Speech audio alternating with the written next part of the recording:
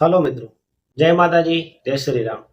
મિત્રો, આજે આપણે વાતચીત કરવાના છીએ કે જગદીશ વિશ્વકર્માએ, જે ભારતીય જનતા પાર્ટીના ગુજરાત પ્રદેશના અધ્યક્ષ છે, તેમણે ગેનીબેન ઠાકોર વિશે જે ટિપ્પણી કરી હતી સ્થાનિક સ્વરાજ્યની ચૂંટણીને લઈને, જેઓ તેઓ જીત્યા છે એના વિશેની, અને એની પછી ગેનીબેન ઠાકોરે શું એમના વિશે પ્રતિક્રિયા આપી છે અને શું તેઓ કહી રહ્યા છે, એ સમગ્ર ઘટના વિશે આજે મિત્રો આપણે વિગતે વાતચીત કરવાના છીએ. એના પહેલા મિત્રો, જો તમે મારી યુટ્યુબ ચેનલની અંદર નવા આવ્યા હો તો મારી ચેનલને સબસ્ક્રાઇબ કરી લેજો અને વિડીયોને લાઈક, શેર અને કોમેન્ટ કરી લેજો. તેનાથી હું આવા અદ્ભુત પ્રકારના વિડીયો તમારા માટે મિત્રો બનાવતો રહું.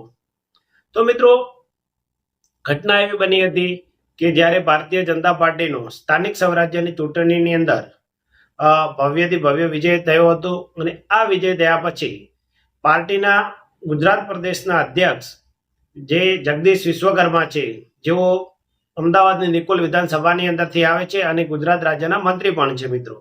મિત્રો તો એવો જ્યારે એમની સ્થાનિક સ્વરાજ્યની ચૂંટણીની અંદર ભારતીય જનતા પાર્ટીનો સારો એવો વિજય થાય છે અને રેકોર્ડ બ્રેક વિજય મળ્યા પછી તેઓ અનેક જગ્યાએ સભાઓ કરી અને કાર્યકર્તાઓને સંબોધી રહ્યા હતા.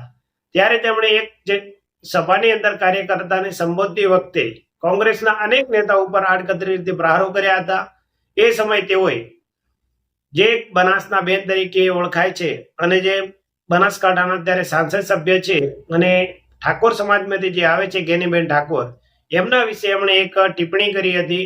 એમણે કહ્યું હતું કે બનાસની બેન જેઓ કહેવાય છે અને જેઓ કહે છે કે હું આ સમાજની નેતા છું, અને એવું કહીને તેઓ એવી એક ટિપ્પણી કરે છે કે જ્યારે તમે ત્યાંથી સાંસદ સભ્ય બનીને ગયા પછી જે તમારી સીટ ખાલી થઈ હતી, તે સીટ પર અમે શશિકાંત પંડ્યાને ત્યાંના પ્રભારી બનાવીને તમારી જે વાવની સીટ હતી તે સીટ પણ અમે તમારા જોડેથી આંચકી લીધી હતી, અને અત્યારે સ્થાનિક સ્વરાજ્યની ચૂંટણીની અંદર જે તમારા સાડીના પલ્લુએ બાંધેલી સીટો હતી એમાં અત્યારે આંચકી લીધી છે અને તમને અમે ત્યાં હરાવ્યા છે. તો મિત્રો, આ એક અભદ્ર ભાષાનો જે એમણે ઉપયોગ કર્યો છે, અને આ ભાષાના આ શબ્દો એમના હતા, એ શબ્દો વિશે તમે એકવાર સાંભળી લો. જગદીશ વિશ્વકર્માને એ શું કહી રહ્યા છે, એના પછી આપણે એમના વિશે વિગતે વાતચીત કરીશું, અને આગળ આપણે ગેનીબેન પણ શું એમને જવાબ આપે છે એના વિશે પણ આગળ વાતચીત કરીશું. મિત્રો, તો આપણે એકવાર જગદીશ વિશ્વકર્માને સાંભળીએ શું કહી રહ્યા છે. સમાજનો નેતા હું બનાસની બેન, અમે તમારી બેન તમારું સન્માન કરીએ છીએ, તમે અમારી સૌની બેન છો, પણ તમે જે લોકસભાની અંદર જઈ ગુજરાતની તમામ બહેનોનું, બનાસની તમામ બહેનોનું અને દેશની 70 કરોડ મહિલાઓનું તમે જે અપમાન કર્યું છે નારી વંદના અધિનિયમ અંતર્ગત, આ બનાસની બહેનો ક્યારેય નહીં ભૂલે, અને એનો કરારો જવાબ આગામી દિવસોની અંદર અમારી માતા બહેનોએ તમને તમારા ગઢમાંથી તમારી સીટો એ તમારા સાડીના પલ્લુમાંથી હાંચકી લીધી છે. મારે આવનારા દિવસોમાં મારી આ ગુજરાત ભારતીય જનતા પાર્ટીના તમામ કાર્યકર્તા, બનાસના મારા કાર્યકર્તાઓ, આ બંને કોંગ્રેસના નેતાઓ કાન ખોલીને આજે સાંભળી લે. વડગામની અંદર પણ ભવ્યથી ભવ્ય વિજય થયો છે. એ જ રીતે વાવ થરાદની અંદર તમારા પોતાના ગઢમાં એ લોકસભા વખતે તમારી પોતાની વિધાનસભાની અંદર અમારા શશિકાંતભાઈ પ્રભારી હતા, એમણે તમારી સીટની અંદર ગાબડું પાડ્યું હતું.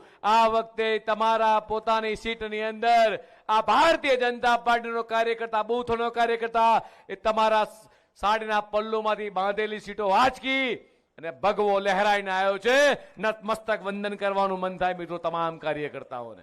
તો મિત્રો, તમે સાંભળ્યું જગદીશ વિશ્વકર્મા કહી રહ્યા છે કે જેઓ બનાસના બેન તરીકે જાણીતા છે, અને જે ગેનીબેન ઠાકોર એમના એવું કહી રહ્યા છે કે જે તમારી સાડીના પલ્લુએ બાંધેલી સીટો હતી એ અમારી બનાસની બહેનોએ તમારા જોડેથી આંચકી અને અમને ભારતીય જનતા પાર્ટીને જીતાડી દીધી છે.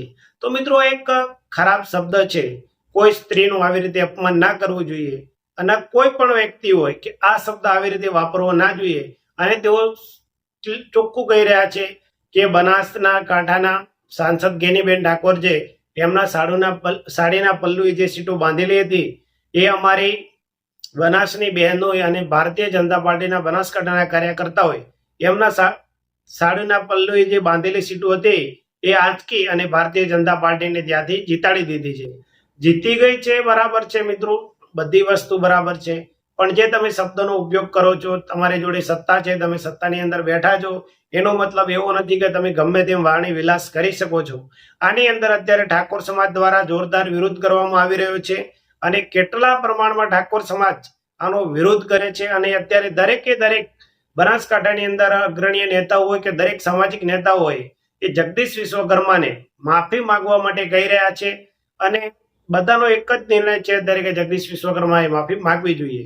તો આના પછી ઠાકોર સમાજ કેટલો ખુલીને સામે આવે છે અને કેટલો ગેનીબેનના સમર્થનમાં આવે છે એ જોવું રહ્યું મિત્રો. ત્યાં સુધી મિત્રો આ પ્રતિક્રિયા વિશે ગેનીબેન ઠાકોર શું કહે છે આપણે એકવાર એમને પણ સાંભળી લઈએ મિત્રો. મેં કીધું કે ભાઈ બનાસકાંઠા જ્યારે હું લોકસભાની ચૂંટણી લડતી હતી તો ત્યાંના મતદારો 18 આલમ 36 કોમે મેં ખાલી વાત કરી કે હું એક મામેરું માગું છું, દીકરી તરીકે, બેન તરીકે, બનાસની બેન તરીકે. અને સમગ્ર બનાસકાંઠાની જનતાએ એ ખોબલે ને ખોબલે વોટ આપીને એક જે સંસ્કૃતિ ને એક પરંપરા હતી એને સાચવી રાખવાનું કામ એ બનાસકાંઠાની જનતાએ 2024માં કર્યું. એ બનાસકાંઠાના પુત્ર, બનાસકાંઠાના દીકરા તરીકે જ્યારે એ વાત કરે છે ત્યારે એ બનાસકાંઠાની જનતાનું એમને અપમાન કર્યું છે. એમને માફી માંગવી જોઈએ. અને બહુ એવડો મોટો પાવર હોય, સામદામ દંડ ભેદને રાજનીતિનો, મંત્રીનો, સત્તાનો, તો એમને 2027ની વિધાનસભાની ચૂંટણી બનાસકાંઠામાં લડવી જોઈએ. અને હું પણ મારા મોવડી મંડળને વિનંતી કરીશ કે જ્યાં પણ જગદીશભાઈ વિશ્વકર્મા ચૂંટણી બનાસકાંઠામાં લડવા માંગતા હોય ત્યાં મને પણ ટિકિટ આપે. અને કદાચ મોવડી મંડળ મને ટિકિટ ના આપે તો બનાસકાંઠાનો કોંગ્રેસનો કોઈ પણ કાર્યકર એ જગદીશભાઈ વિશ્વકર્મા અમે ચૂંટણી લડવા તૈયાર છે, સક્ષમ છે. અને એ ટાઈમે બનાસકાંઠામાં જે એમણે જે ઉચ્ચાર્યા છે શબ્દો, જે અપમાન કર્યું છે, અને બનાસકાંઠાનું પાણી શું છે ને એ 2027માં ચૂંટણી લડે અને ત્યાં આવે અને પછી બનાસકાંઠાની જનતા એ એમનામાં કેટલો દમ છે અને એમનામાં કેટલું પાણી છે, પાણી બતાવવાનું કામ એ બનાસકાંઠાની જનતા કરશે. તો મિત્રો ગેનીબેન ઠાકોર કહી રહ્યા છે કે જ્યારે હું 2019ની સાંસદની ચૂંટણી લડી રહી હતી ત્યારે મેં મારી જિલ્લાની પ્રજાને એવું કહ્યું હતું કે મને બનાસની બેન તરીકે તમારી બેન માનીને મારું મામેરું ભરજો. અને એ કહેવાથી દરેકે પ્રજાએ 18 આલમે મને ખોબલે ખોબલે વોટ આપી અને બનાસકાંઠાની અંદરથી મને વિજય બનાવી હતી. અને જે અમારો સાંસ્કૃતિક જે રીત રિવાજો છે એ પ્રમાણે મેં એમને ખાલી બેન બાની અને મારું મામેરું ભરવાનું કહ્યું હતું. તો 18 આલમે મને 36 કોમે ઢગલે ને ઢગલે વોટ આપ્યા હતા અને હું બનાસકાંઠામાંથી જીતી અને સાંસદ બનીને દિલ્હી સુધી પહોંચી હતી. તો જગદીશ વિશ્વકર્મા જે ભાષા બોલી રહ્યા છે અને જેઓ તેમની સામ દામ દંડ અને સત્તાનો પાવર બતાવી રહ્યા છે, જો એમનામાં એટલો જ પાવર હોય તો 2027ની વિધાનસભાની ચૂંટણી તેઓ બનાસકાંઠાની અંદરથી લડે. અને હું પણ મારા મોવડી મંડળને કે એવો આગ્રહ કરીશ કે જ્યાંથી વિશ્વકર્મા, જગદીશ વિશ્વકર્મા ચૂંટણી લડે એમની સામે ચૂંટણી લડવા માટે મને પણ ટિકિટ આપે. અને જો એ મને ટિકિટ નહીં આપે તો મારો કોઈ પણ કોંગ્રેસનો કાર્યકર્તા હશે બનાસકાંઠાનો, એ એમના સામે લડવા માટે પૂરતો છે. અને બનાસકાંઠાની જનતા જ જેમને પોતાનું પાણી બતાવશે અને કેવું પાણી છે બનાસકાંઠાનું એ એમને ભાન કરાવશે. મિત્રો આ સમગ્ર ઘટનાને વિશે ગેનીબેન ઠાકોર કહી રહ્યા છે. એમણે એવું પણ કીધું કે જગદીશ વિશ્વકર્મા જે વાણી વિલાસ કરી રહ્યા છે, આ સમગ્ર રીતે તેઓ જે બોલી રહ્યા છે, સાડીના પલ્લુમાંથી સીટું ખીંચી લેવી, આ એમની એક નિમ્ન કક્ષાની ભાષાનો ઉપયોગ છે. અને જો મિત્રો એમનામાં એટલો જ દમખમ અને એટલો જ પાવર હોય તો તેઓ બનાસકાંઠાની અંદર આવી અને ગેનીબેન ઠાકોરની સામે ટિકિટ લઈ અને ચૂંટણી લડે. અથવા તો એમને એટલી બધી તાકાત હોય એમનામાં અને એવો જ એમને વિશ્વાસ હોય કે હું જ્યાં પણ લડું ત્યાંથી જીતી જઈશ, તો તેઓ બનાસકાંઠાની અંદર આવીને ચૂંટણી લડે તો એમને ખબર પડી જશે કે ચૂંટણી કઈ રીતે લડાય છે અને કઈ રીતે જીતાય છે. તો મિત્રો આ સમગ્ર ઘટના વિશે હવે ઠાકોર સમાજની અંદર એક ઘેરા પ્રત્યાઘાત પડી રહ્યા છે. અત્યારે સોશિયલ મીડિયાની અંદર તમે જોશો તો ફેસબુકથી લઈને ઇન્સ્ટાગ્રામમાં દરેક જગ્યાએ અત્યારે એક જ રીલ અને પોસ્ટો ચાલી રહી છે કે જગદીશ વિશ્વકર્માએ ગેનીબેન ઠાકોરની માફી માંગવી જોઈએ અથવા તો જગદીશ વિશ્વકર્માએ બીજેપીમાંથી રાજીનામું આપી દેવું જોઈએ. આવી અનેક પોસ્ટો ચાલી રહી છે. તો આ સમગ્ર ઘટના વિશે શું આગળ જતા વળાંક આવે છે એ જોવું રહ્યું મિત્રો. અને મિત્રો તમને શું લાગે છે આ સમગ્ર ઘટના વિશે, અને એની અમને કોમેન્ટ કરીને જરૂરથી જવાબ આપજો મિત્રો. મિત્રો બનાસકાંઠાના જે થરાદના નેતાઓ છે એમાં ગુલાબસિંહ રાજપૂત હોય એ પણ ખુલીને અત્યારે વિરોધ કરી રહ્યા છે. ઠાકરસિંહભાઈ રબારી હોય એ પણ ખુલીને વિરોધ કરી રહ્યા છે કે જે વ્યક્તિએ આવી રીતે વાણી વિલાસ કરી રહ્યા છે એમના પર કઈ રીતે ભરોસો કરવો. અને જે ભારતીય જનતા પાર્ટી નારી શક્તિનું જે ઉદાહરણ આપે છે અને જે નારી શક્તિ વંદના કાર્યક્રમો કરે છે અને એમના જ નેતાઓ આવી રીતે બફાટ કરતા હોય ભાષાનો અને એમના મનમાં કોઈ નારી વિશે સન્માન ના હોય તો આપણે કઈ રીતે એમના પર વિશ્વાસ કરીએ?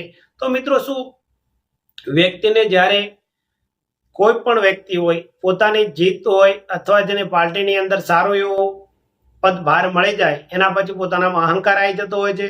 શું પોતાની કઈ ભાષા બોલવું, શું બોલવું એનો કોઈ ખ્યાલ હોતો નથી? આ સમગ્ર ઘટના વિશે મિત્રો હવે કેવા પ્રત્યાઘાત પડે છે બનાસકાંઠાની અંદર અને સમગ્ર ગુજરાતનો ઠાકોર સમાજ શું નિર્ણય લે છે આના પર, એ હવે જોવું રહ્યું મિત્રો. ત્યાં સુધી તમારા પાસેથી રજા લઈએ છીએ. જય માતાજી, જય શ્રી રામ.